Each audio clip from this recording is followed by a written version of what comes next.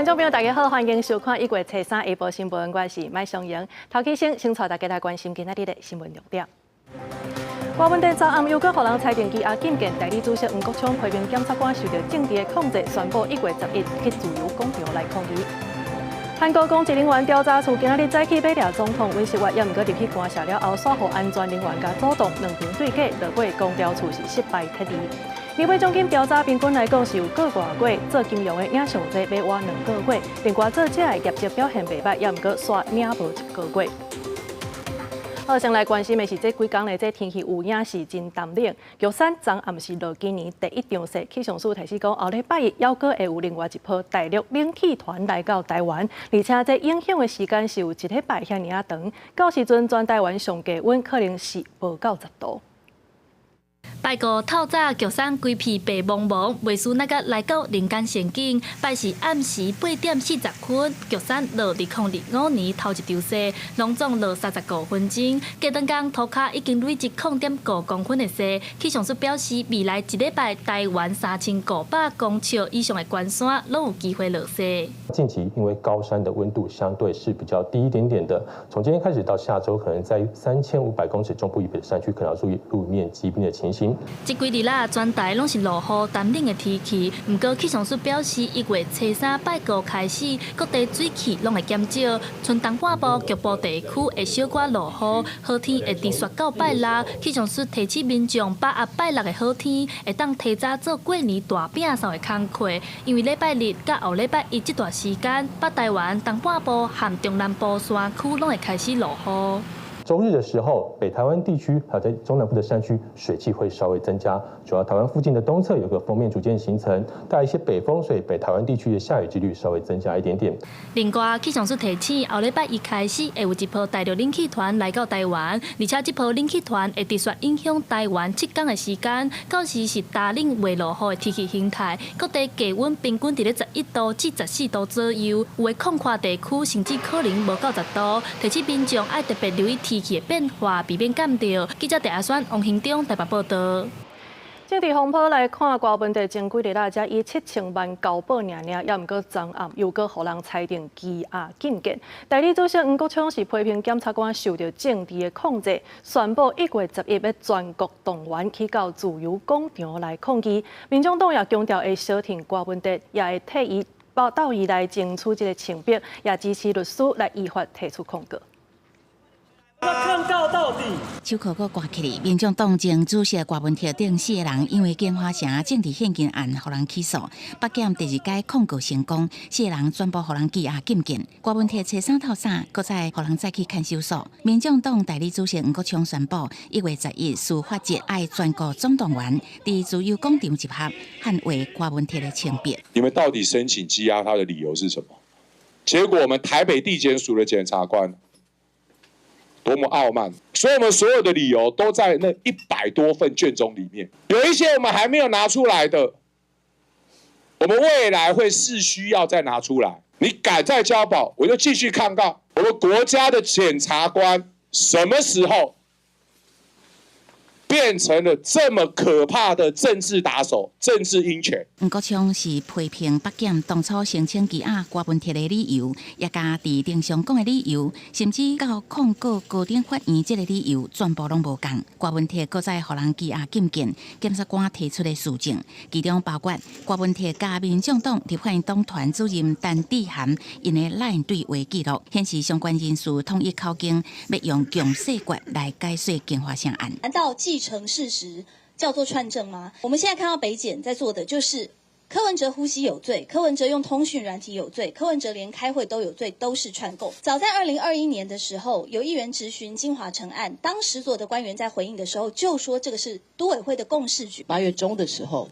当时有发生，我们发现了会计师申报不实，然后有虚报的状况。因为我们都没有接触财务，所以当然会把李文忠先生加进来，里面全部都在询问问题，外面的这个消息，我们内部的处理是怎么样？因为所有东西都在财务部。民众党表示，柯文哲都那亲像去互北检来霸凌，除了伫司法节透过集合声援柯文哲，嘛强调绝对支持辩护律师提出控告。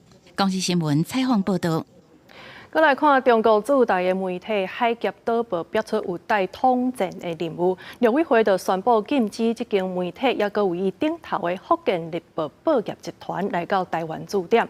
这个消息一个出来，中国国台办就随呛讲，这两岸新闻交流是咧倒退路，也那咱陆委会也无咧惊，讲这中国就是大智搁兴体。另外呢，咱的内政部也来公布，全台湾有5位里长是有中国籍，民进党是来呼吁讲应该爱查敢有误。中国驻台媒体海峡岛报比亚出做统战任务，互陆委会宣布暂停批准海峡岛报介所属的福建日报报业集团来台驻点，引起中国国台办呛声，两岸新闻交流倒退路。陆委会主委邱垂正强硬回击：中国大陆的所有媒体信党啊，都是官定的意识形态。这个是举世周知的事。中国大陆说我们没有新闻自由啊，这个就像是夏虫语冰一样啊。这个反而自曝其短。海峡岛报是会当然维持了第2个陆委会封杀中国官方媒体。邱垂正指出，福建相关媒体牵涉较侪由台湾国情的事件，强调不稳准不是新闻采访性质的工作，并且希望开放给其他中国媒体来台湾。对网红最近压出有台湾人申办中国身份证，邱垂正表示，过去10年只有查到679人违法，再去下展开清查。不过内政部前一日先公布查到5位里长有中国籍。现在在台湾大概有5位里长，他是有中华人民共和国的这个国籍，然后取得里长的身份。请内政部就把资料公开吧，不要在那里只有在那里晃话而已哦。有中国身份证的情况底下，当然他不宜担任台湾的任何一个公职，但我个人是怀疑是不是只有5位。我认为内政部应该是全面性的、彻底的彻查。内政部表示，已经分别去函主管机关，也就是区公所，会按照国籍法甲户籍法规定办理。不过相关名单因为牵涉个资，无方便公开。公视新闻采访报道。再来看今仔日早起7点半左右的新闻东环有柯建准高雄报道。台北大巨蛋伫咧启用了后，除了有漏水，也阁有观众席下海顶顶的状况以外，即马阁有民众发现讲，即个观众席的天棚有壁损，业者是回应讲，迄是表面的漆有逼起，并无结构的问题，是袂影响到安全的。也毋过有民代所认为讲，应该要赶紧来成立评估委员会，要监督业者才有够力。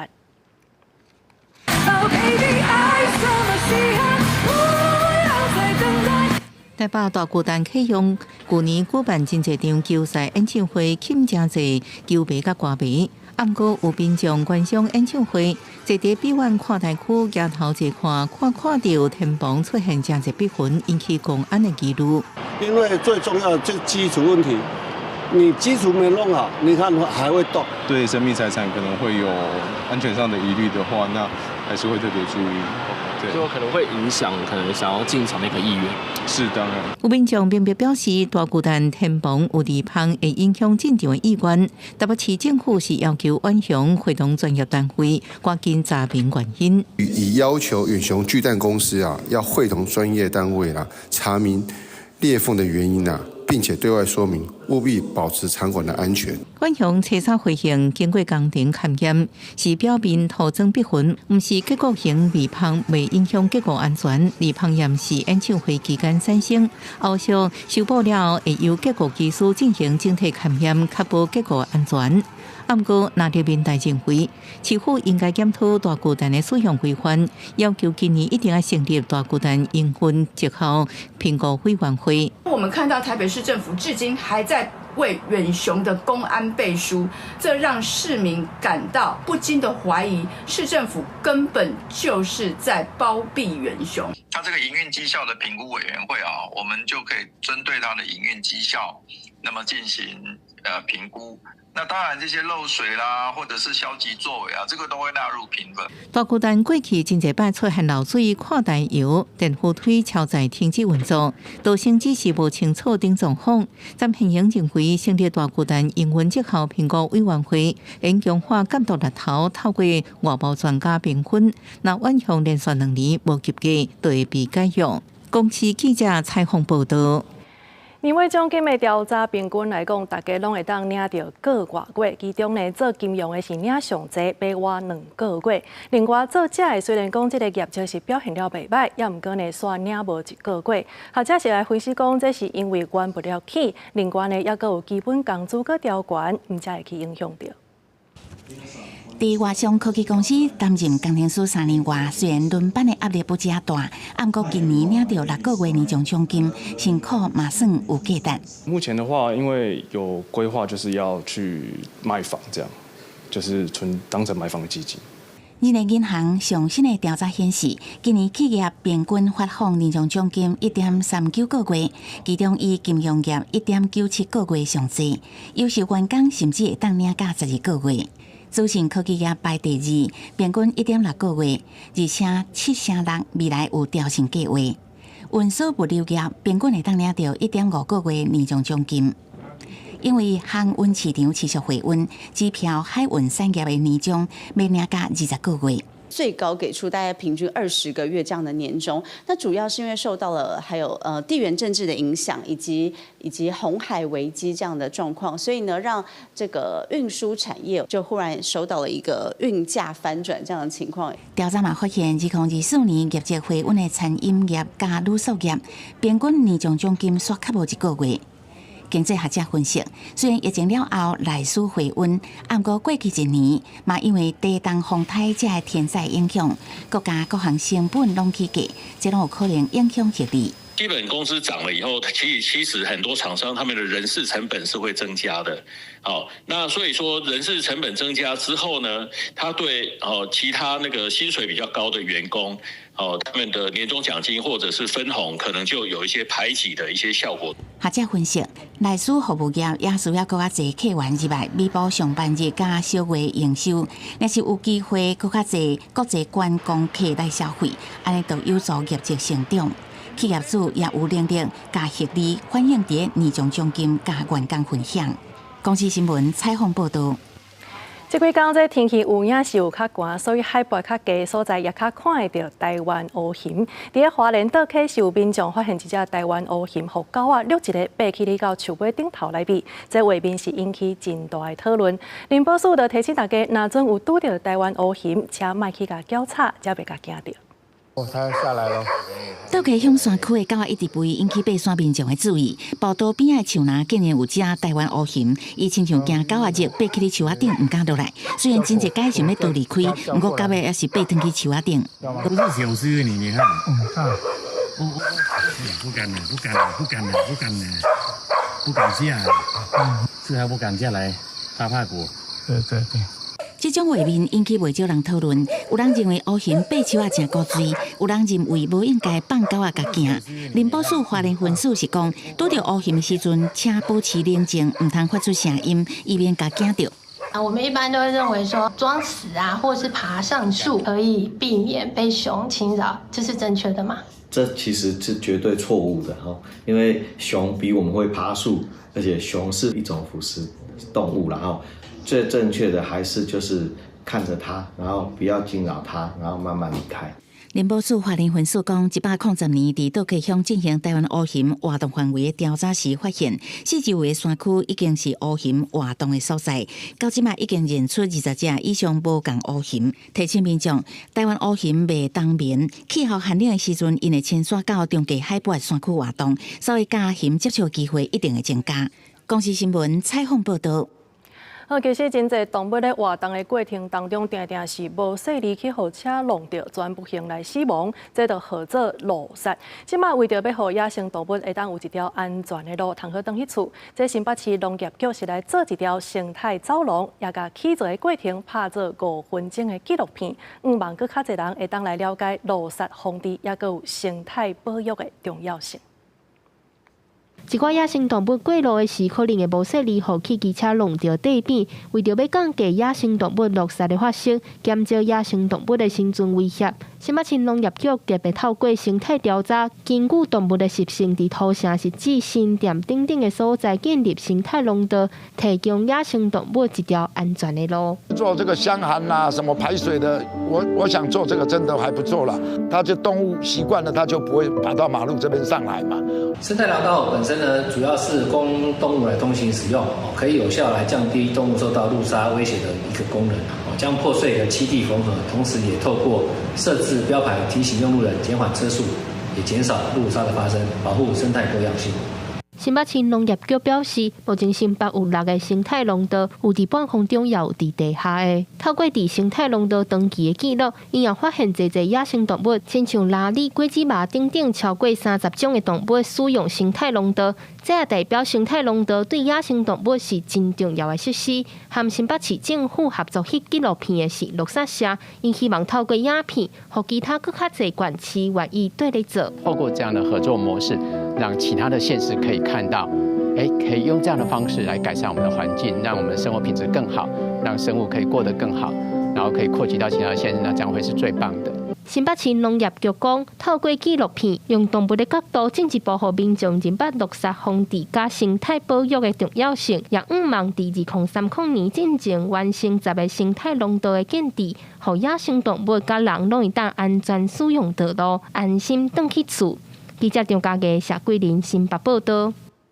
再来看这读兽医的学生英quyền呢，其實攏真需要活體動物也是代替來練習治療甲手術。也毋過後來是因為這個來源有限，也閣有動物福利的顧慮，所以即馬中興大學是來引入動物的模擬教具，真做是上新的教學方式之一。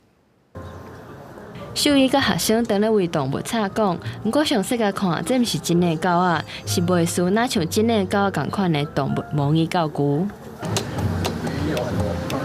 這個模擬教具毋來得互學生練習 CPR、抽血、處理空喙等等的技術，甚至連喙舌、喙齒攏做甲袂輸那真的共款。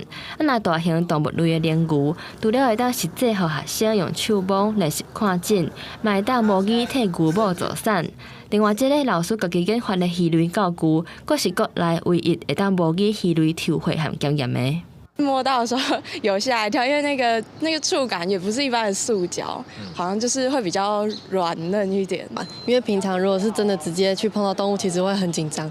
然后我觉得有一个实际的可以让我先知道它的解剖位置，比起直接看书会来得更具体。这样。为着让兽医系学生会当模拟临床的操作过程，国立中兴大学引进几若种动物模拟教具。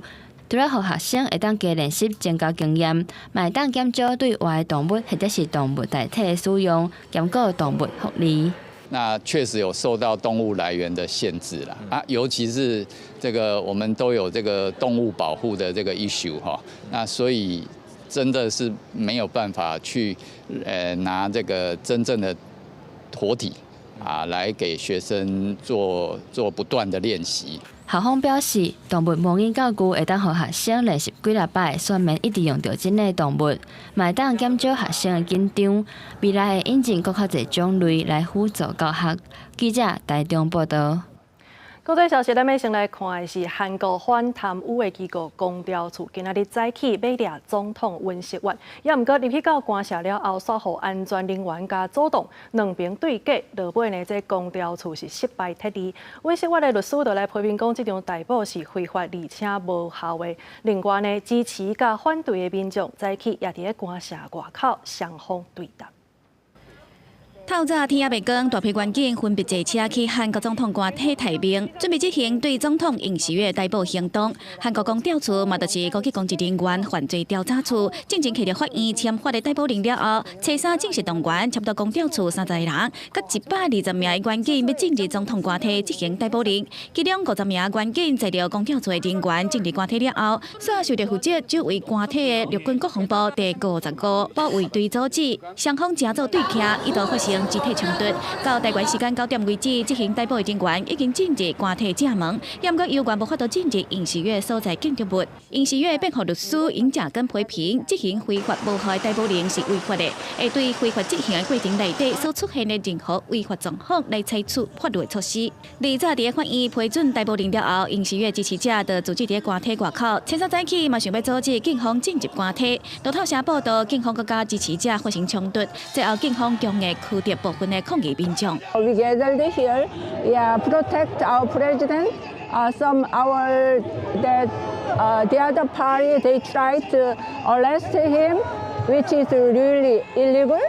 唔那支持刑事的民众，反对刑事的民众嘛赶到现场，也票举牌甲支持者对徛伫路中两边表达诉求。 그래서 빨리 체포를 받아들이고 구속을 받아들이고 그리고 빨리 하루빨리 하야를 해가지고 현재의 어떤 정치적인 그 혼란 상태를 끝내주기를 우리는 바라는 뜻에서 이 자리에 나왔습니다. 因为法院批准的逮捕令期限只有到正月初6，嘛是公调处逮捕刑事院了后，就要展开调查，而且要伫48点钟以来决定释放，也是羁押刑事院。公司新闻台是董炳耀。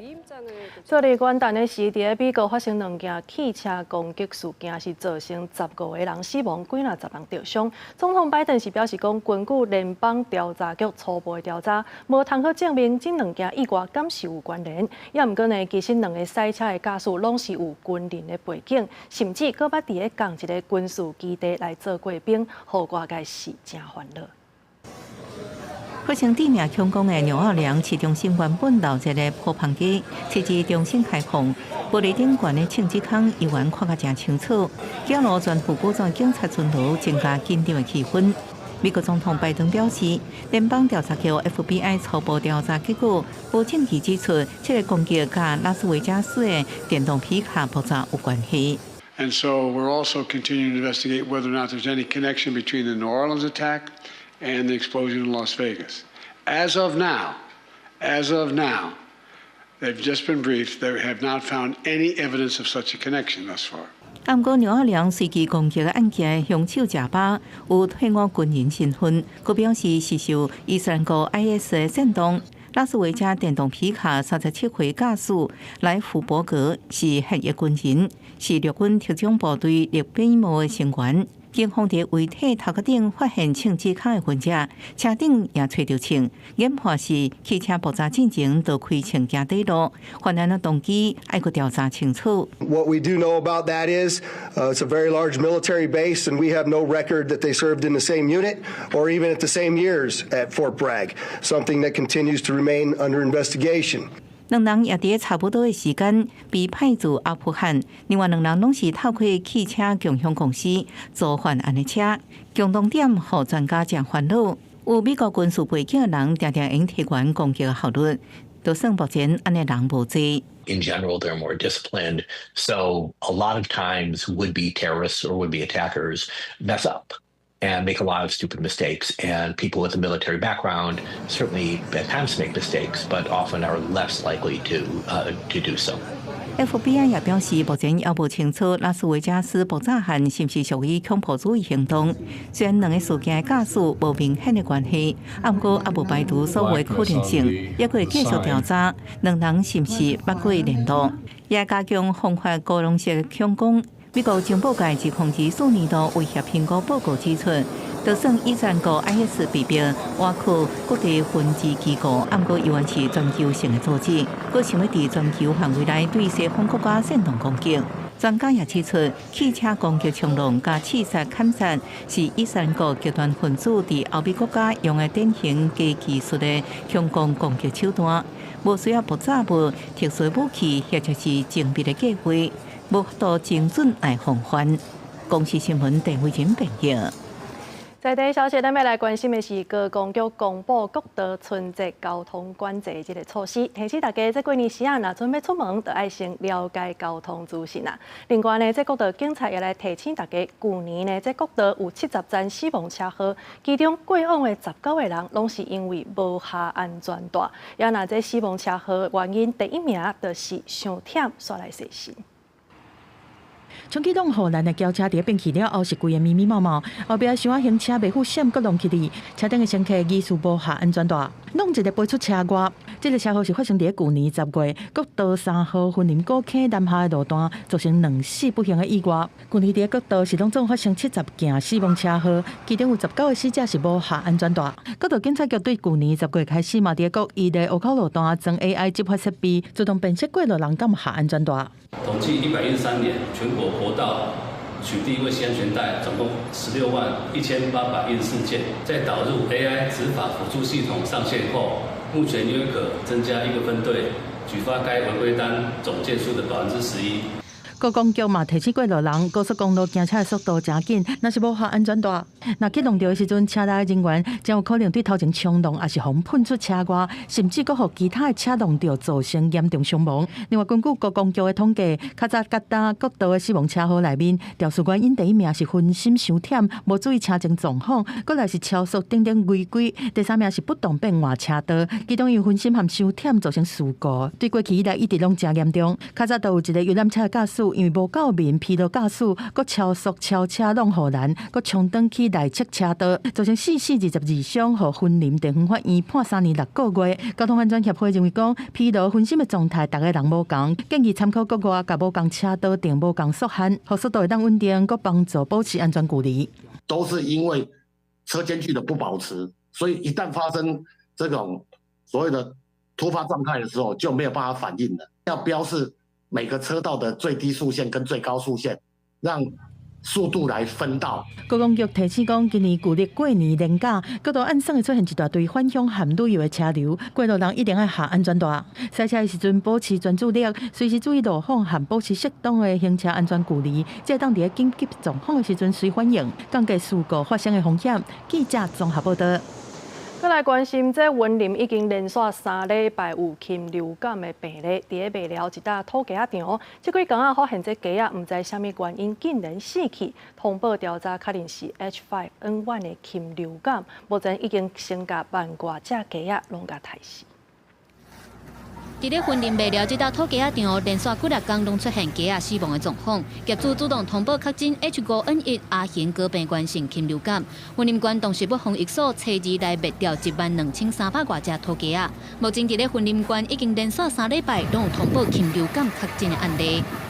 近3周已接获禽流感疫情的通报，县府相当重视此波疫情有升温的迹象。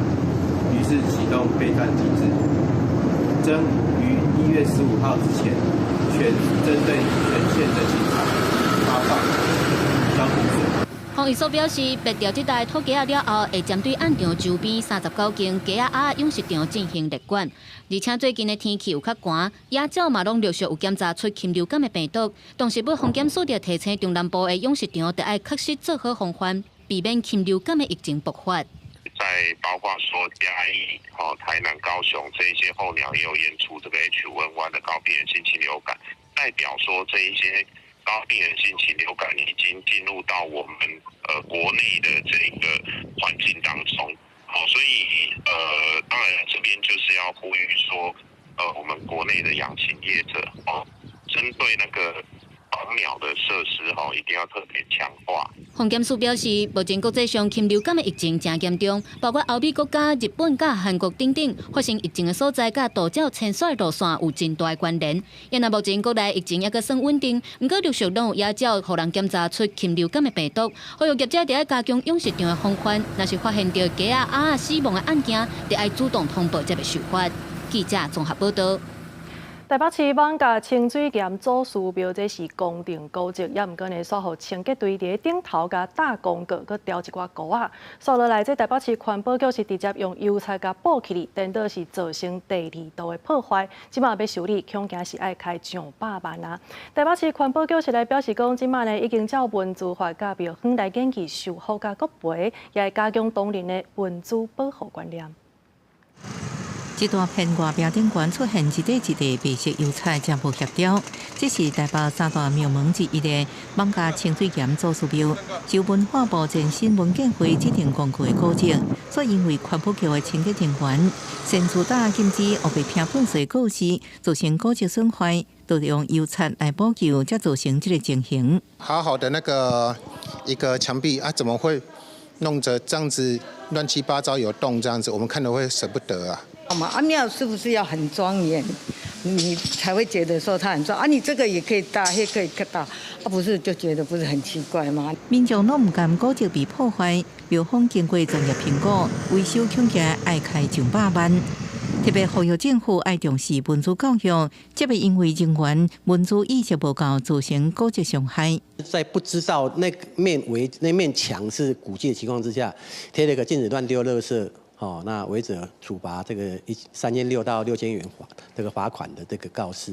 庙方当天有发现之后，就有要求说，请你们把这个告示这个撕掉，因为这是庙产。台北市环保局强调，已经依照文字法，甲庙方文化局参详修复的代志，也协助庙方提出国赔，办理后续修复赔偿的代志，也加强当前的文字保护观念。公司记者采访报道。为了减轻家长饲囝的压力，基隆市政府是打算伫今年要来完成特区拢有公托的目标。昨7度的公共顾婴中心正式来开幕，嘛是在基隆头一间引入智慧托育系统的顾婴中心。这家长透过手机就通随时知影囡仔的健康状况。未来婴仔只要困伫这顶智慧面床，电脑就随回报婴仔的心跳、喘气和困眠记录。这是7度托婴中心，是基隆市第一间引进智慧托育系统的公立托育中心。小朋友因为睡觉戴口罩，或者是口水巾闷住的这个状况，虽然法规有规定，可是有时候疏忽上。我们是没有办法，就是可以很完整的去确保每个小朋友状况。那我们透过科技，可以让我们更仔细的知道说，小朋友可能今天有点状况啊。除了智慧面床，还有智慧联络簿啊、智慧磅啊、智慧导针，这内底的数据资料，拢有连通家长的手机啊，让家长随时拢会当知影囡仔的状况。为着要避免红婴仔受到无好的对待，也是苦度，市府表示托育中心拢有照规定设监视器。基隆市政府表示，目前基隆拢总有5间的公立托育中心，如果未来再增加3间，打算伫今年完成特区拢有公托的目标，减轻家长饲囡仔的压力。现在5间，然后我正在盖3间，那应该说有1间正在盖，有2间正在规划，那正在盖的那间也会放这个系统。另外，伫去年12月开始，嘛有增加7区定点临时托育服务，让家长通就近得到专业的服务。也若智慧托育系统敢会扩大应用，市府讲刷落来会参考7度托婴中心的成果，再来决议讲其他的托婴中心敢有要实施。记者陈阿轩、曾俊佑基隆报道。为着要防止卖黄牛票的票贩即马文化部表示已经甲6都来讨论，鼓励主办单位来规划徛名买票的制度。台北市政府是表示讲，即马是当日建议，予台北小巨蛋先来试办有徛名买票的活动，这场地租金会当优待。台语天后江蕙的演唱会，初日下晡开放登记，看到系统的网页是一直在洗裤啊，表示讲一大堆歌迷拢在抢票，为着不要让人买黄牛票，主办单位佫提这招出来。1月2日全面启动，购票采抽签实名制。你无看唔到，唔拿实名制登入，搁来抽签，才当有缘去抢到天后演唱会门票。文化部初日对外讲，为着要阻挡黄牛，鼓励热门演唱会主办单位主动规划实名制入场。当然实名制比较好啊，一堆黄牛啊，然后一堆位置就空着了，我们就做不到了。进场都要看那个身份证，这样我觉得这样比较好，不然我们这种被黄牛抢不到票都秒杀耶。文化部讲，文化创意产业发展法对112年6月修正施行决单，已经接到8000件检举案，加上台北大巨蛋启用，黄牛票检举是大增加。为着对症落药，文化部进前是主动和6都来开会，建议未来热门演唱会若采取实名制，都优先提供当期和场租的优惠。未来在台北小巨蛋举办演唱会，如果采取实名制的话，可能可以获得场地的优惠，或者在档期审议的时候可以优先被参考，希望能够有效遏止演唱会黄牛。那是台北市文化局讲要建议试办场租的优惠，高雄市政府嘛承诺讲会加强协调。文化部讲，亲像刘德华、吴道den公家演唱会，因为采取实名制，检举的案量拢偏低，敢若无90件，显示讲实名制会当有效来防堵黄牛。文化部阁发现检举黄牛的真相。3名，包括台北大巨蛋、台北小巨蛋和高雄世运主场馆，拢是万人的大型场馆。我们也很乐见官方一步一步的接纳，并且承诺往后会带头推行，往后对消费者、购票者的保障可以越来越完善。那相对的，给黄牛的生存空间就会越来越小。希望中央和地方联手透过采取实名制，让黄牛减少扫票的机会，维持艺文表演票券的市场秩序。记者综合报道。台湾灯会让高档今年阁来到桃园举办啊！这交通部是来电视指定无限乐园的模型，顶头是有野球、传统文化，也阁有科技这寡代表台湾的稻草。另外呢，为着环保，今年本土民众的挂灯有一半是接行动电源，希望会当减少废电池的数量。武汉富豪的外形，顶头阁有几落粒棒球的图。2025台湾灯会伫桃园，主顶无限乐园的模型拜五发表，主顶有18米悬，16米5宽，顶头有16万粒电火，视角会显示出棒球、电脑、原住民阁有传统文化，节通代表台湾的多样。我们希望能够有1000万以上的这个乡亲跟观众朋友跟旅客，可以大家一起来参与今年的这个台湾的灯会。我们的展区里面特别融合了桃园的文化特色，包括桃园是全台湾最大的客家城。所以客家的文化非常的明显。桃园也是全台湾第2大的原住民的城市，另外呢还有新住民，所以我们把所有桃园的在地文化融合在一起。虽然民众欢喜看灯会，但是灯会定互人批评是无环保的活动，尤其是本挂灯会造成大量粪扫甲废电池，无符合国家政令的目标。对此，交通部讲，今年要本的纸外形挂灯，一半数量参往过同款是接电池的，另一半爱接民众家己的行动电源才会光，望减少废弃电池。我们这个小提灯，它的灯呢是不可以装一般的干电池。那我们希望可以用这个充电器来装上去，我们上面有装一个 Type C， 那用 Type C 提供电源，那未来我们就不会变成很多的干电池需要回收。灯区所有的作品其实都往这个 ESG 的方向在走，所以我们有这样低碳的方式。观光署长周英辉表示，这摆的灯会伫咧规划的时，就以选用 ESG 材质这款方式达到低碳的目标，希望逐年拢通豆豆进步。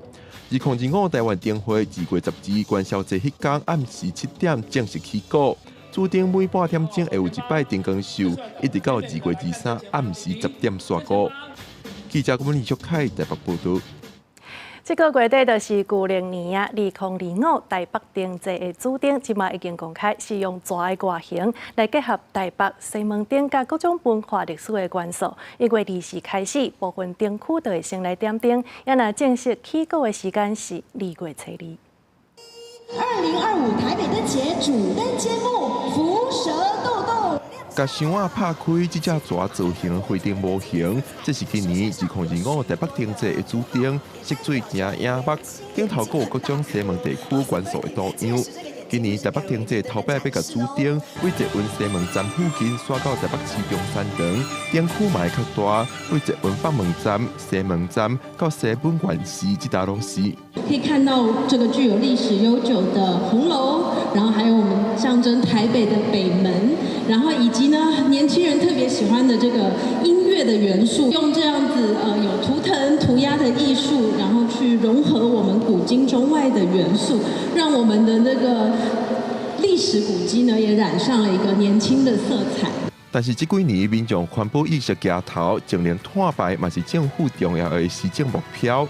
往过灯会制作的花灯，也是送予民众的挂灯，大量增加塑胶粪扫甲电池回收的问题，引起环保的争议。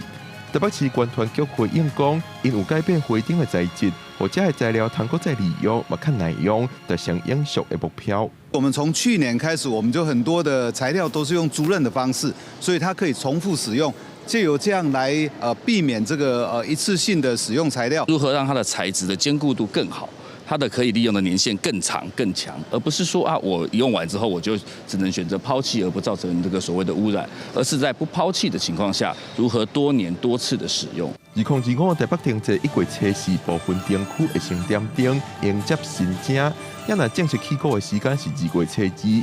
这等人嘛表示，未来有按算要鼓励各里长、区公所，或者我会长伫咧定制结束了后，通继续伫咧无共所在点出延续官商价值。记者李玉凯台北报道。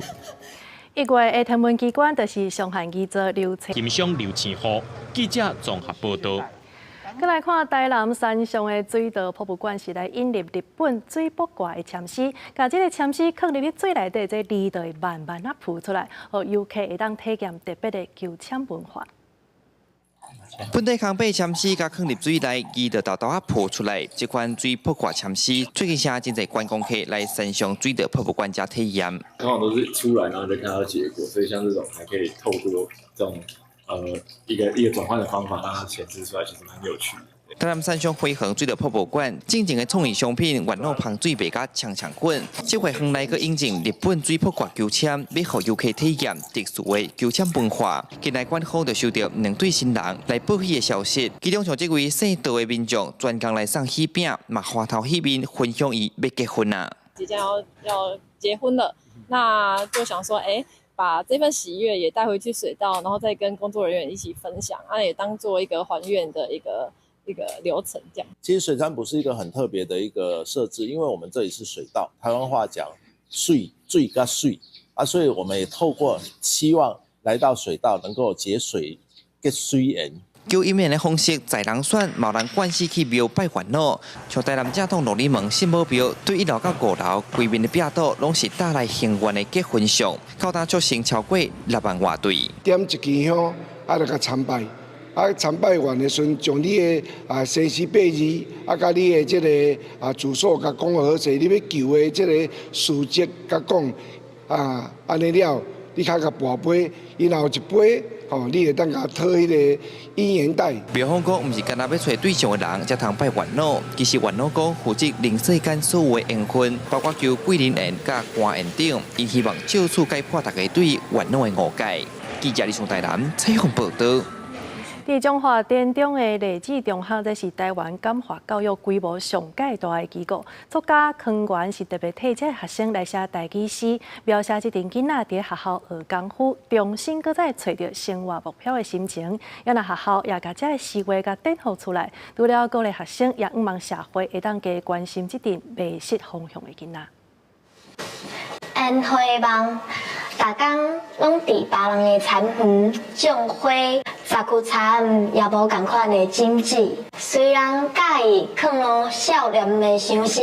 除了这首《烟花梦》，另外还有囡仔兄教我人将近30首的台语诗，拢是作家康源替励志中学的学生所写的诗句。中华田中的励志中学是台湾感化教育规模上大机构。康源来参访的时，看到学生认真上课学功夫，真感动，特别写诗鼓励学生。就讲写这个诗，会有感觉讲这个诗是咧写我的生活。这个生活呢，我要安怎改变过去的唔对代志？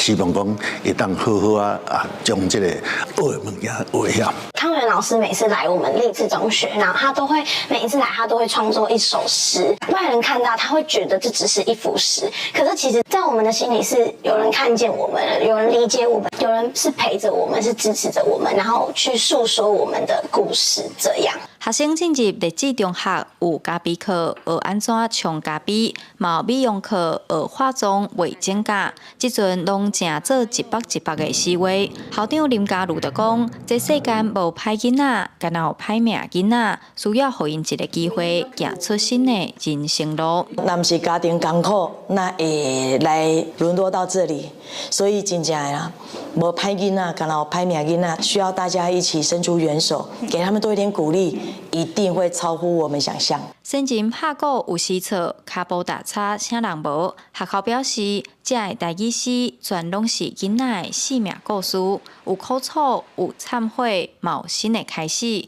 希望透过诗画展览，让大众更加关心这阵迷失方向的囡仔。记者杨淑晴综合报道。东南亚上界大的这个铁路模型是放伫个克罗埃西亚首都的博物馆内底，遐有全球真出名的主题列车。也毋过，即马这个创办人已经71岁，因为健康的因素，无通搁再继续经营落去。伊是打算要甲博物馆卖好掉，也希望新的主人会当继续来保持博物馆的特色。经过大街小巷两旁行过铁桥到另外一个山头，必经过有路的缩小版主题列车，铁道总长1.5公里。这是伫克罗埃西亚首都扎格雷布的巴克迷你快车博物馆上大的特色，也是东南亚上大的铁路模型，更是全球有名的主题列车模型。有美国圣塔菲列车，为1883年开始营运的欧洲长途列车东风快车，甲德国的城际快车。Mi tu radimo već 15 godina na ovoj maketi. Prvih 5 godina smo radili na njoj i nakon toga smo otvorili za posjetitelje i to je bila stvarno puno ljudi je došlo i nakon toga smo počeli petak i subotu smo otvoreni za javnost, a ostale dane smo radili tu, popunjavali sve to jer na početku je to bilo samo drvena konstrukcija i makete, sve se je vidlo, nije bilo brda ni ničega. I onda smo počeli to sve zatvarati i evo, u ovih 9 godina puno toga smo napravili. 这是何所模型运作的主控室，嘉宾演唱会当天的出赛场拢是为主控室内底操作的。当初巴克甲其他模型设计师共同打造铁道博物馆，当然因本身就是铁道迷，也阁希望透过专人解说过去甲设计过程，互囡仔无阁只专注伫电脑、手机顶悬，会晓动脑筋表达家己，发挥创造力。可惜已经71岁巴克因为健康问题，打算关博物馆，阁卖出部分铁道商品。参观博物馆上大乐趣，就是因互铁道迷摕遥控器家己驶火车，加总共有150个火车头，1000台火车。包括讲这模型景观甲电子，抑个机械系统，拢是为这间博物馆设计。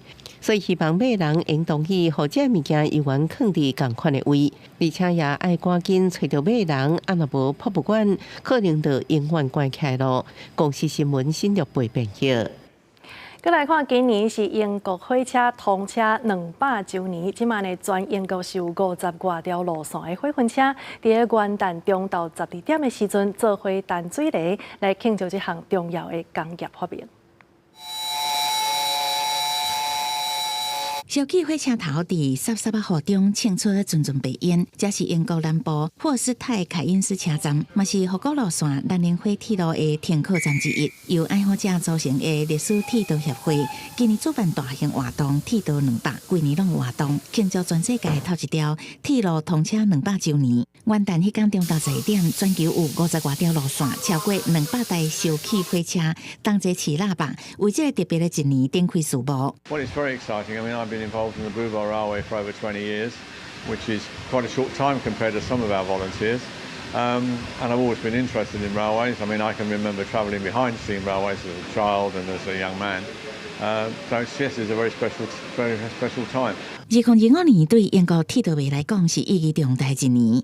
1825年，英格兰东北部城市斯塔克顿甲达灵顿中的铁路正式通车，是全世界头一条使用烧气动力提供载客服务的现代铁路。There's one guard on the East Coast Main Line. I'm not sure whether he's still there now, but he said, whenever I go around and check tickets, if there's kids, I will let them clip the tickets. Because that pleases the kids and the parents. And then if you get any problems on the way, the train is on your side. 虽然火车早就无够使用烧气动力，英国也是有一寡铁道迷伫全国保存佮营运烧气火车。对于英国人来讲，火车的出现代表英国伫工业革命时期科技正进步的美好年代。以后的200年，火车是全世界上界重要的运输方式之一，彻底改变人类的生活。公司新闻由派准编译。55岁的比利时马拉松女性选手多索恩，伊伫2024年最后一天，总算来完成逐天走马拉松连续走366场的世界的纪录。这一天落来，已经走超过15000公里，抢拍24项鞋啊，也阁有替年鉴的研究机构来募到代表204万的善款。在众人的欢呼声之下，比利时选手杜索恩冲过终点，嘛继续家己过去一档来挑战。2024年是闰年，所以有366天。在别人庆祝贺年的时阵，今年55岁的比利时马拉松选手杜索恩是连续走366天全马的马拉松来度过2024的最后一天。Before I started, I was pretty confident that I could do this, but during the year I was hesitating a few times because I fell a lot. I got sick and sometimes the weather was very bad. 这项马拉松的挑战是为2024年的元旦开始，杜索恩逐天无论透风落雨，要走完比全马马拉松42.195公里，更较长的42.5公里。规档走落来，日子走15444公里，拢总走歹24箱的鞋啊。在挑战的过程中，伊慢因为跋倒受伤，就医了后，伊佫重新计算走马拉松的里程，所以一天上侪是走过70公里。One day I fell. It was in September and my finger was dislocated and that happened after 27 kilometers. So I had to go to the hospital and they put my finger straight, but you can still see it. It's still a little bit crooked. So, but then I came back home and I restarted the marathon. So I ran about 70 kilometers in total that day. 杜索恩的挑战，会逐天爱提早去公司上班，方便较早下班，用4点外钟来走。第2024年最后一天的挑战，甚至有700多名支持者的陪伴。上尾后，伊用4点钟17分40秒完成最后一天的挑战。到时阵马体能源研究机构募款超过6万欧元，差不多台票2046000块。但是纪录得到认证，杜索恩会对平巴西跑者连续走366天的纪录。在完成挑战了后，杜索恩表示，为新的一年开始，伊总算有时间会当陪伴囡仔甲厝内人。国际新闻台是同朋友。下晡晡天气到底是如何呢？天气报你知，带大家做回来了解。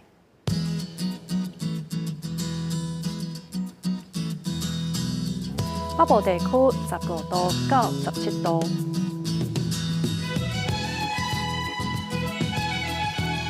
中部地区是15度到20度。南部地区16度到20度，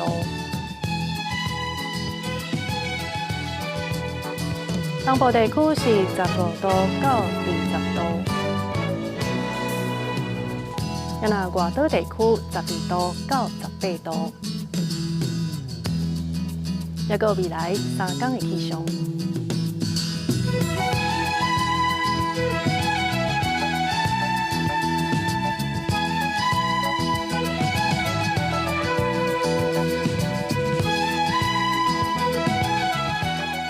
以上就是这则台记新闻，感谢你的收看。后礼拜同一个时间，咱再相会。